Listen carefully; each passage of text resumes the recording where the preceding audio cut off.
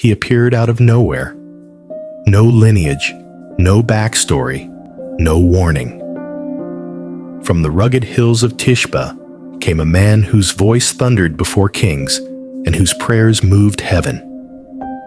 Elijah, the prophet with fire in his soul, walked into Israel's darkest hour and stood before wicked King Ahab with a message that shook the nation. There will be no rain, except at my word. No priest, no warrior, just a stranger cloaked in divine authority. Who was he? Where did he come from? The silence of his past only deepened the mystery of a man chosen by God to confront evil itself. Elijah stood before King Ahab, Israel's most wicked ruler, without trembling. No army guarded him, no title gave him power. Yet his words struck like thunder. As the Lord lives, there will be no dew or rain until I say so. In a land desperate for water, Elijah declared a divine drought. He wasn't merely challenging Ahab. He was confronting Jezebel's demonic influence and Israel's rebellion. This wasn't just bold, it was dangerous. One word could have ended his life, but Elijah feared no man. His courage was fueled by heaven. With one sentence, he silenced the king and stirred the wrath of hell. Unlike other prophets, Elijah's story begins with no ancestry, no childhood, no priestly training, just his sudden arrival from the obscure land of Tishbe. No one knew his parents, his tribe, or his past. He seemed to walk straight out of the wilderness, wrapped in rough garments, carrying the fire of heaven in his voice. His name, Elijah, meaning my God is Yahweh, was his only introduction. Was he a hermit, an angel, a divine mystery? His hidden origins made him feel less like a man and more like a force. God's answer to a nation lost in idolatry and drowning in darkness. Who was this wild man from the mountains who defied kings and summoned fire from the sky? How could a lone wanderer silence prophets, shame rulers, and command nature itself? Was he merely a man or something more? Why did God choose him? And why does his name echo through time with such power? Where did he come from? And where did he go? Elijah's life was wrapped in mystery, miracles, and moments that shook nations. But behind the thunder and fire, who was the man God trusted to stand alone against evil? The more we learn, the deeper the mystery grows. With danger closing in, God led Elijah into hiding by the lonely brook Chariot. There, in silence and isolation, the prophet drank from the stream, while ravens, unclean birds, brought him bread and meat. Cut off from the world, Elijah wasn't abandoned. He was being refined by a hidden, watching God. Each morning and evening, black wings sliced the sky as ravens delivered food to Elijah. Heaven's delivery through unclean messengers. In a land gripped by famine, God chose the unlikely to sustain his prophet. This was no coincidence. It was supernatural survival, proof that obedience unlocks provision, even in the wilderness. As the sun scorched the land and rivers dried up, God remained silent. No visions, no signs, just stillness. Alone by the brook, Elijah waited, his faith tested with every passing day. Would God speak again? In the silence, trust was forged. Sometimes God's greatest work begins in his quietest moments. What kind of man commands a drought, then disappears into the shadows? Who survives by miracles, yet stays hidden from glory? While kings searched for him, Elijah lived in silence, fed by ravens, shaped by solitude. He wasn't forgotten. He was being forged. Great power often grows far from public eyes. In a foreign land, Elijah met a widow gathering sticks, her final meal in hand, death in her eyes. Starving, broken, and ready to give up, she faced a strange prophet who asked for bread first. What kind of man makes such a request? What kind of God writes such a story? Each day, the widow reached for the jar and jug, expecting emptiness, finding abundance. The flour never ran out. The oil never failed. In a house once marked by despair, God's quiet miracle unfolded daily. In giving her last, she received life. Scarcity bowed to faith, and famine surrendered to obedience. Her only son lay lifeless in her arms, her last hope gone. Grief turned to blame, and blame turned to pleading. Elijah carried the boy to his room, stretched himself over the child, and cried out to God. Then breath returned. Life triumphed over death. A miracle broke through unbearable sorrow. In that moment, Elijah wasn't just a prophet. He was a vessel of hope. The widow's pain mirrored every mother's worst fear, yet Elijah's prayer pierced the silence of death. He didn't just restore her son, he restored her heart, her future. For a mother, that miracle was everything. On Mount Carmel, the air crackled with tension. Elijah, standing alone, faced the 450 prophets of Baal, false teachers who had led Israel astray. With courage burning in his chest, Elijah issued a challenge. The God who answers by fire, he is God. The prophets of Baal danced and cried, but their God remained silent. Hours passed, yet no fire came. Elijah's confidence grew as he mocked them, then drenched his own altar with water. With one simple prayer, the heavens opened, and fire rained down, consuming the sacrifice. In that moment, the true God was revealed, and falsehood was destroyed. With fire in his eyes, Elijah boldly declared, "The God who answers by fire, he is God." His voice rang out, challenging the false prophets and mocking their impotent idol. In that fierce moment, Elijah staked everything on a single test. One prayer to prove who truly held heaven's power. Elijah's prayer pierced the heavens, and in an instant, the sky ignited. Fire from heaven consumed the drenched sacrifice, the wood, the stones, everything. The crowd gasped, awestruck. In that blazing moment, God's power was undeniable. A divine verdict had been delivered, proving once and for all that he alone is God. While 450 prophets of Baal cried out in vain, Elijah stood in stillness, his prayer simple but powerful. The silence of Baal was deafening as empty cries echoed through the mountain. Then Elijah's prayer broke the stillness, and heaven responded with consuming fire. Silence gave way to divine victory. As the fire fell from the heavens, the earth trembled. The crowd fell silent, hearts racing in disbelief. Elijah's simple prayer had summoned the divine, and the blaze consumed everything, leaving no doubt, no question. This was God's power on display, a moment of awe that would echo through eternity. After 3 years of drought, Elijah climbed to the mountaintop, desperate for God's mercy.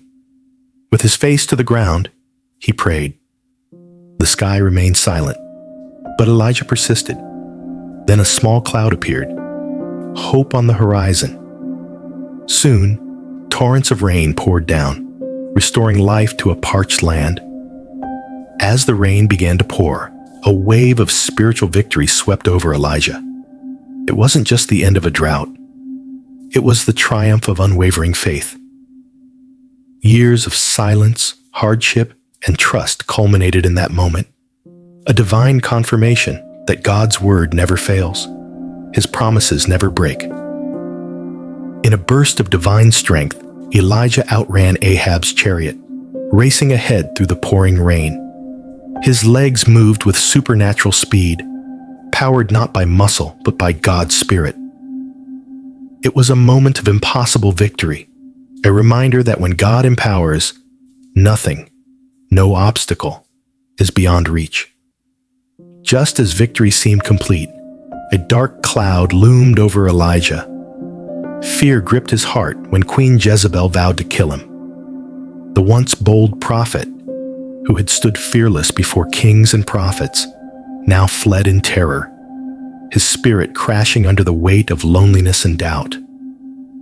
After Jezebel's threat, Elijah's heart sank. The fearless prophet, who had just witnessed God's might on Mount Carmel, now trembled in terror. A single woman's wrath shattered his courage. Overwhelmed by fear and despair, he fled into the wilderness, his soul crushed, longing for death, his once unshakable faith now broken. After the triumph on Mount Carmel, Elijah plunged into despair. The victory that proved God's power couldn't shield him from the crushing weight of fear. Alone, exhausted, he cried out, "Take my life!" The mountaintop moment faded, and he was left questioning his purpose, his strength shattered by overwhelming fear. Beneath the shade of a barren broom tree, Elijah collapsed in despair. His heart heavy with failure and fear, he cried out to God, "Take my life." The prophet, who once called down fire, now begged for death. His spirit broken, feeling abandoned in the wilderness, hopeless and alone. In this moment of despair, Elijah revealed his raw humanity. The powerful prophet, who had boldly stood against kings and false gods, now crumbled under fear and exhaustion. His tears weren't of victory, but vulnerability, showing that even the strongest among us can fall, struggling with doubt, fear, and fatigue. Elijah's journey to Mount Horeb was one of loneliness and introspection. Fleeing from fear and exhaustion, he sought refuge at the mountain where God had once revealed himself. As he walked through desolation, the prophet's soul cried out, yearning for direction, hoping for a glimpse of God in his darkest hour. On Mount Horeb, Elijah witnessed powerful forces, violent winds, a raging earthquake, and consuming fire. Yet God wasn't in any of these. In the stillness that followed, a gentle whisper pierced the silence. In that quiet moment, Elijah discovered that God's presence often comes not with chaos, but in calm and peace. In the profound silence after the storm, Elijah encountered God, not in the noise, but in the stillness. It was a deep spiritual moment, where God revealed his presence in a gentle whisper, reminding Elijah that the divine often speaks through peace, not power, through calm, not chaos. In Elijah's pain and despair, God wasn't in the overwhelming forces of nature, but in the quiet whisper. Where do we find God in our own pain? Perhaps in the stillness of our brokenness, in moments of silence when we're willing to listen, where hope and healing often begin. In the midst of his journey, God gave Elijah a new purpose, to anoint Elijah as the prophet who would carry on his legacy. Elijah's moment of despair transformed into one of hope, as God reminded him that the work wasn't over. His story would live on through Elijah's faithfulness. When Elijah was called, he burned his oxen, symbolizing a full commitment to God's work. No turning back. He left everything behind, his livelihood, his past life, to follow Elijah. In that bold act, Elijah showed a radical trust in God's calling, surrendering everything to embrace a higher purpose. As Elijah passed the mantle to Elisha, it wasn't just a physical cloak, it symbolized the transfer of divine authority. With a simple gesture, Elijah empowered Elisha to continue his prophetic mission. This moment marked the beginning of Elijah's journey, and the legacy of God's work was carried forward with faith. Elijah and Elisha's walk toward the Jordan River was filled with mystery and purpose. The two prophets journeyed together in silence, knowing that something extraordinary awaited them. As they crossed the river, it marked not just the end of one chapter, but the beginning of a divine final moment. The sons of the prophets, watching from a distance, sensed something powerful was about to unfold. They felt the weight of the moment. Knowing Elijah's time was nearing its end, their hearts stirred with anticipation, as they understood that a divine shift was imminent. God's plan was about to be revealed. In a moment of divine power, Elijah struck the Jordan River with his cloak, and the waters miraculously parted. The path was laid bare before them, a tangible sign of God's presence. Elijah's actions were a final testament to his prophetic authority, a bold display of faith that defied nature itself. As Elijah and Elisha crossed the parted Jordan, the air was thick with suspense. Was this the final chapter of Elijah's earthly journey, or was something even greater about to unfold? The moment was electric with anticipation, leaving everyone wondering if this was truly the end or the beginning of something miraculous. Suddenly, the heavens tore open. With blinding light and roaring wind, chariots of fire and horses of flame descended between Elijah and Elisha. In one breathtaking, divine moment, Elijah was lifted into the sky in a whirlwind, riding the fire of God himself. Elijah cried out in anguish, watching his master disappear in glory. This was no ordinary death. It was a celestial coronation, a divine escort into eternity. As the flames vanished, only Elijah's mantle remained, falling softly at Elijah's feet. The torch had passed. A chapter had ended, but a legacy had just begun, with fire, glory, and awe.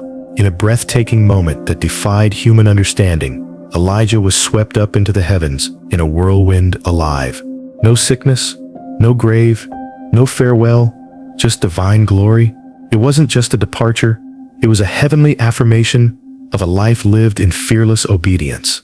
The skies opened, and God claimed his prophet in a blaze of majesty. As the fiery chariot vanished into the heavens, Elijah cried out, my father, the chariots and horsemen of Israel." His voice trembled with heartbreak, not just over Elijah's departure, but the loss of a spiritual giant, his mentor, his strength, his guiding light. This wasn't merely grief. It was the cry of a son left to carry a divine legacy alone. In that cry echoed honor, sorrow, awe, and an overwhelming sense of responsibility. Elijah was gone, but his spirit had ignited a fire in Elijah's soul. The mantle had fallen, and now a new prophet must rise from the ashes. As the whirlwind faded and silence settled over the Jordan, one thing remained: the mantle. Elijah's cloak, once a symbol of divine authority, now lay at Elijah's feet. Trembling, tears still fresh, Elijah bent down and picked it up. It was more than fabric. It was a calling, a transfer of power, a sacred trust passed on through fire and faith. In that moment, Elijah wasn't just a student anymore. He was the chosen successor, the voice of God for a nation. The weight of destiny rested on his shoulders, and with the fallen mantle in hand, a new prophet stood ready. Though Elijah was taken by a whirlwind, his story didn't end in the sky.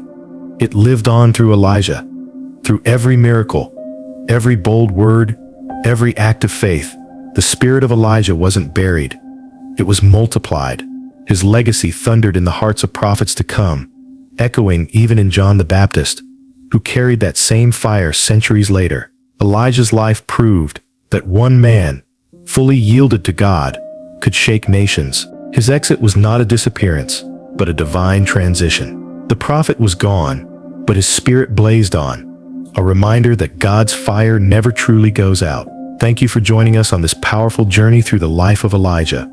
Your support means the world to us. If this story moved you, please like, subscribe, and share with others. Don't forget to turn on notifications so you never miss a moment of inspiration and truth.